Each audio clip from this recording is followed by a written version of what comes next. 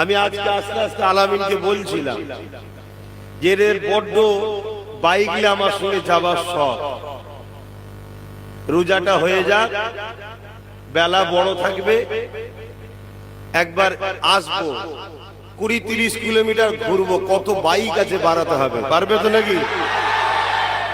পুরো যত গলি গালা আছে, বাপ ভাই মা বোন সবার দেখার শখ, পুরো এলাকা ঘুরবো।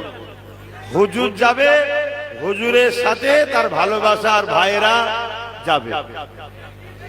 কথা বুঝে আসছে না? না, এই এলাকা আমার দাদা হুজুরের এলাকা। প্রতিটা গলিতে গলিতে গলিতে গলিতে সব দাদা হুজুরের। বলুন আলহামদুলিল্লাহ।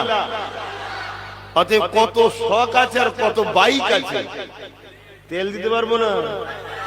হ্যাঁ, কেন আমি নেতা টেতা নয়, হুজুর। দোয়া দেবো, যদি বলেন যে দোয়ার কাজ নাই তাহলে গেছলে কেন? আজকে তেল দিয়েছি নাকি, তাহলে গেছলে কি করতে?